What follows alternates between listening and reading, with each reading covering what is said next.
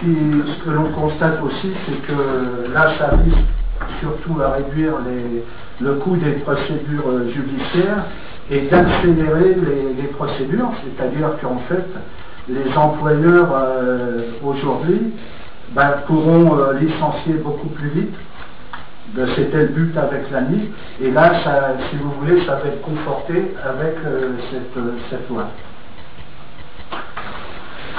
L'inspection du travail, là c'est pareil, les inspecteurs du travail avaient certaines prérogatives auparavant qu'ils ne vont plus avoir aujourd'hui, et c'est pareil, quand il y aura des entraves, si vous voulez, importantes au droit syndical par exemple, eh bien les inspecteurs du travail avaient la possibilité auparavant de dresser des procès-verbales et à remettre directement auprès du procureur de la République qui décidait oui ou non si on poursuivait, mais ça avait l'avantage, si vous voulez, de pouvoir permettre aux syndicats de se porter partie civile et puis de mener jusqu'au bout une action au pénal qui pouvait se traduire par des amendes très élevées auprès des employeurs, mais avec les risques aussi de prison, même s'ils n'y vont pratiquement jamais. Enfin, il y a eu quelques condamnations, on a eu un exemple ici, un peu dans le coup, pour harcèlement moral, oui, c'est ça. Donc, on a eu un employeur qui a été condamné quand même à 6 mois de prison avec sursis, puis une amende, enfin, des indemnités très importantes à payer. Alors aujourd'hui, avec ça, on s'aperçoit qu'il risque d'y avoir une dépénalisation du droit au travail. Et ça va être au préjudice, bien sûr, des salariés.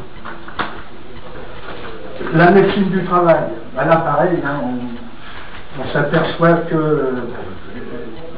veulent la mettre à mort pratiquement, puisque bon, il y a déjà de moins en moins de médecins du travail, et alors, donc il y aura, ce qu'ils préconisent, c'est de moins en moins de visites médicales, supprimer les visites d'embauche, qui seront transférées vers des praticiens professionnels. Donc ça change complètement les choses.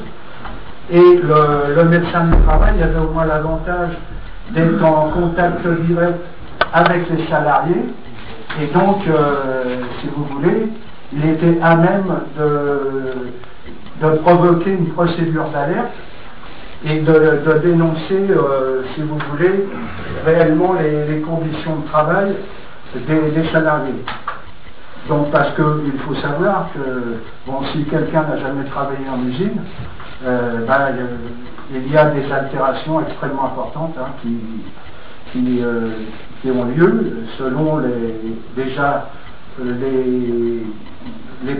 positionnements des travailleurs par rapport aux machines. Et puis aussi les rythmes de travail.